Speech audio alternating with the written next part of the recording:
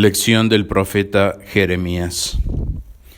Esto dice el Señor Dios: maldito el hombre que confía en el hombre y pone en la carne su fuerza y aparta del Señor su corazón, porque será como los tamariscos en el desierto y no se dará cuenta de la llegada del bien, sino que habitará en la sequedad del desierto, en tierra solobreña e inhabitable. Bienaventurado en cambio el varón que confía en el Señor, porque el Señor dará su esperanza, y será como árbol que se trasplanta a orillas de los ríos y que hunde sus raíces hasta la humedad, por lo que no temerá cuando llegue el estío, y será verde su hoja, y en tiempo de sequía no estará preocupado, ni dejará jamás de producir fruto. Todo corazón es perverso e impenetrable. ¿Quién lo conocerá? Yo soy el Señor que escudriño el corazón y examino los riñones, que doy a cada uno según sus obras y según el fruto de sus pensamientos, dice el Señor omnipotente. Deo gracias. Continuación del Santo Evangelio según San Lucas. En aquel tiempo dijo Jesús a los fariseos: había un hombre rico que se vestía de púrpura y de lino finísimo, y que cada día daba convites espléndidos. Y había también un mendigo llamado Lázaro, que yacía a la puerta del rico, lleno de llagas, deseando hartarse de las migajas que caían de la mesa del rico, y nadie se las daba, pero en cambio venían los perros y le lamían las llagas. Y aconteció que murió el mendigo y los ángeles lo llevaron al seno de Abraham. Murió también el rico y fue sepultado en el infierno, y alzando los ojos cuando estaba en los tormentos, vio de lejos a Abraham y a Lázaro en su seno. Y él, levantando el grito, dijo: Padre Abraham, compadécete de mí, y envía a Lázaro que moje siquiera en agua la extremidad de su dedo, para refrescar mi lengua, porque soy atormentado en esta llama. Mas Abraham le respondió: Hijo, acuérdate que recibiste bienes en tu vida, y Lázaro en cambio recibió males. Mas ahora es aquí él consolado y tú atormentado. Y a más de todo esto, entre nosotros y vosotros media un profundo abismo, de manera que los que quisieran pasar de aquí a vosotros no podrían, ni de ahí pasar acá. Repuso el rico: entonces, oh padre, yo te ruego lo envíes a casa de mi padre, porque tengo 5 hermanos, para que les entere de esto, no sea que vengan ellos también a parar a este lugar de tormentos. Y Abraham le dijo: tienen ya a Moisés y a los profetas, óiganlos. Mas él suplicó: no, padre Abraham, mas si alguno de los muertos fuese a visitarlos, harán penitencia. Y Abraham le dijo: si no hacen caso a Moisés y a los profetas, tampoco creerán si alguno de los muertos resucitara. Laus tibi Christi. En el nombre del Padre, del Hijo y del Espíritu Santo. Amén. Queridos hijos, hoy jueves de la segunda semana de Cuaresma, hemos venido estudiando que ninguno puede salvarse sino por la fe en Cristo. Así nos lo dice el Catecismo de Trento, Catecismo Romano, publicado por San Pío V. Y también que por esta razón Dios en su misericordia ha hecho conocer la venida de nuestro Señor Jesucristo muchas veces desde el principio del mundo. Hemos visto 3 citas principales del Antiguo Testamento, que son las que nos coloca el Catecismo, en las que Dios promete la venida de nuestro Salvador. La cita en que promete que el Salvador le aplastará la cabeza a la serpiente, Génesis 3:15, que llamamos protoevangelio o primer evangelio. La cita en que le promete a Abraham que de su descendencia vendrá el Salvador, nuestro Señor Jesucristo. En tu descendencia serán benditas todas las naciones de la tierra, Génesis 22. Y la cita en la que Jacob, en su sueño de la escala posada en la tierra con su extremo en el cielo, oye a Dios que le dice que en su descendencia nuestro Señor Jesucristo serán benditas todas las tribus de la tierra. Génesis 28. Nuestro Señor Jesucristo es luego descendiente de Abraham según la carne y es el Salvador prometido por Dios que ha enviado a la humanidad para salvarnos. Luego la promesa fue hecha conocer a los profetas a lo largo de todo el Antiguo Testamento. Y estas citas que vamos a leer no están en el catecismo, pero las agregamos nosotros para dar a conocer cómo Dios ha continuado renovando su promesa a través de distintos profetas, de distintos acontecimientos. Acerca de la venida del Mesías Salvador, nuestro Señor Jesucristo, anunciaron los profetas. En primer lugar, que nacería en Belén.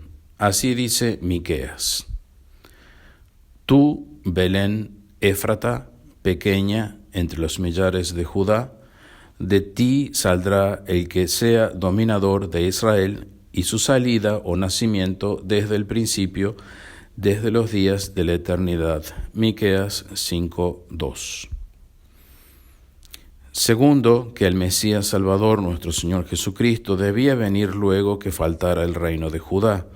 Así lo vaticinó Jacob al bendecir a sus hijos, diciendo a Judá: No faltará de Judá el cetro, es decir, el reino, hasta que venga el que ha de ser enviado, y él es expectación de las gentes. Génesis 49:10. El reino de Judá desapareció en tiempos de Herodes, o por lo menos cuando fue destruida Jerusalén por los romanos y los judíos diseminados por toda la tierra. Es decir, que hasta la venida de nuestro Señor Jesucristo había gobierno en Judá, y luego, después de la muerte de nuestro Señor Jesucristo, no más. Tercero, que el Mesías Salvador, nuestro Señor Jesucristo, había de nacer de una virgen de la familia de David. Dijo Dios a Ahaz, por el profeta Isaías, que pida una señal de su omnipotencia, y rehusándose el rey, dijo el profeta: Por esto el mismo Dios os dará una señal, he aquí que una virgen concebirá y dará a luz un hijo, y su nombre será Emmanuel, Dios con nosotros. Isaías 7:14. Y por Jeremías anunció el Señor: Yo suscitaré a David un vástago justo, que reinará como rey, y será sabio, y ejecutará el derecho y la justicia en la tierra. En sus días Judá será salvo, e Israel habitará en paz, y el nombre con que será llamado es este: el Señor, justicia nuestra. Jeremías 23:5-6.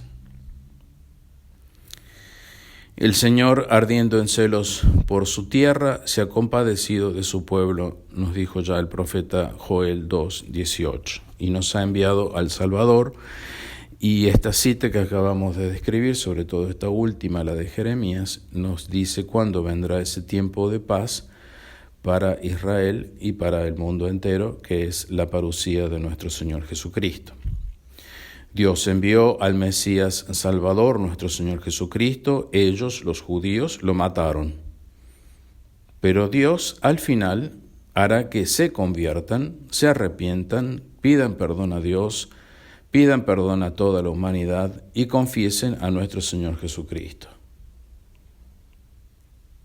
Será la entrada de los judíos en la Santa Iglesia Católica, Apostólica, Romana, la Israel de Dios, como le llama San Pablo. Y recién en la parucía encontrarán el perdón de Dios y la prosperidad de la Iglesia. Por eso el acontecimiento grande que significa la parucía y que debe ser dicha, debe ser establecida en el contexto de toda la historia de nuestro Señor Jesucristo, debe concluir en este hecho futuro para que todo encaje, para que todo tenga sentido, para que todo se entienda mejor. para que haya el equilibrio necesario para poder entender mejor las cosas. Entonces, recién en la parusía encontrarán los judíos el perdón de Dios. Por ahora están siendo castigados, como recién dijimos, y encontrarán también la prosperidad de la iglesia, y la iglesia encontrará su prosperidad, mejor dicho. Pues Dios ya no les hará más objeto de oprobio como han venido siendo hasta ahora, merecidamente, ciertamente, por haber matado a nuestro Señor Jesucristo, pero bueno, eso llegará a un final porque Dios también obrará por su gracia en ellos la conversión y pedirán perdón. Los que pidan perdón, no todos pedirán perdón, pero pedirán perdón. Y se convertirán y entrarán a la Iglesia Católica. La Iglesia Católica ciertamente es la que rige, la que manda, y allí tienen que entrar los judíos, una vez convertidos, ciertamente. Y respondiendo, dice Dios a su pueblo, esto finaliza así el capítulo 2 de Joel, del profeta Joel. Mirad, yo os enviaré trigo, vino y aceite, que son los elementos con los que se realizan los sacramentos, más claro imposible, y os saciaréis con ello. Quiere decir que entrarán en la Iglesia Católica. Y no os haré ya más objeto de oprobio entre las naciones. Alejaré de vosotros a aquel que viene del norte, el mal que viene del norte hoy, y lo empujaré hacia una tierra árida y desierta, su vanguardia hacia el mar oriental y su retaguardia hacia el mar occidental, y subirá su fetidez y se alzará su hedor por haber obrado con soberbia. Toda la soberbia del mal quedará aplastada finalmente y totalmente, como prometió nuestro Dios desde el protoevangelio. No temas tierra, gózate y alégrate, porque Dios ha hecho cosas maravillosas. Continúa así el profeta Joel, ¿no? No temáis animales del campo, pues reverdecen los pastos del desierto, los árboles dan su fruto, y la higuera y la vid sus riquezas. Saltad de gozo, hijos de Sión, y regocijaos en el Señor vuestro Dios, porque Él os dará al Maestro de la justicia, Maestro con mayúscula, nuestro Señor Jesucristo, y hará caer sobre vosotros las lluvias, la lluvia temprana y la tardía como anteriormente. Les dará el Maestro, es decir, después de la conversión. Se llenarán de trigo las eras y los lagares rebosarán de vino y de aceite. Nuevamente vuelve a mencionar los sacramentos. Os compensaré los años que comió la langosta y otras series de animales que envía Dios, que no menciono, mi gran ejército que envié contra vosotros. Comeréis hasta saciaros, la Santa Comunión, y alabaréis el nombre del Señor vuestro Dios, que ha hecho maravillas en favor de vosotros, y nunca jamás será confundido mi pueblo. Sabréis que en medio de Israel estoy yo, y que yo, el Señor vuestro Dios, y que yo soy, el Señor vuestro Dios, y que no hay otro, y jamás será avergonzado el pueblo mío. Esto les promete Dios a Israel después de la conversión, ciertamente, para que entren a la iglesia y allí reciban el perdón. Después de esto derramaré mi espíritu sobre toda carne, profetizarán vuestros hijos y vuestras hijas, vuestros ancianos tendrán sueños y vuestros jóvenes verán visiones. Aún sobre los siervos y las siervas derramaré mi espíritu en aquellos días. Haré prodigios en el cielo y en la tierra, sangre y fuego y columnas de humo. El sol se convertirá en tinieblas y la luna en sangre antes que llegue el grande y terrible día del Señor, que sabemos esto es la parusía, Y sucederá que todo aquel que invocar el nombre del Señor será salvo, porque como dijo Dios, habrá salvación en el monte Sión y en Jerusalén y entre los restos que habrá llamado Dios. Esto es, todo esto se dará en la parucía. Hasta ahí el texto de Joel 2, 19, 32, que invito a meditar, contemplar. Habrá entonces una conversión verdadera de Israel y las naciones entenderán, pues no habían comprendido que la causa de las humillaciones de Israel era que Dios mismo lo castigaba.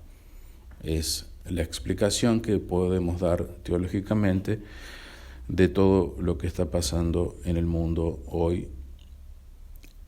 Los castigos del mundo, principalmente los castigos son para todo el mundo ciertamente, pero principalmente para Israel por haber matado a nuestro Señor Jesucristo, no cabe ninguna duda de eso. No volverá más Dios a esconder su rostro sobre los judíos, pues el dichoso estado después de la conversión y el perdón, después de la entrada en la Santa Iglesia Católica, no cesará jamás y no volverán nunca más a separarse de Dios después que Él haya derramado su Espíritu sobre toda carne. Pues bien, muy edificante todo esto. Concluimos hoy con esto. Pedimos como siempre la gracia de amar la venida de nuestro Señor Jesucristo. Lo hacemos a través de la intercesión de nuestra Madre del Cielo, la Virgen Santísima, siempre virgen en contra de los protestantes, siempre reina, siempre ha reinado, reina y reinará cuando venga con nuestro Señor Jesucristo en la parucía. El triunfo del Inmaculado Corazón de María será en la parucía, y siempre corredentora en contra de lo que está diciendo hoy el Vaticano. En el nombre del Padre, del Hijo y del Espíritu Santo. Amén.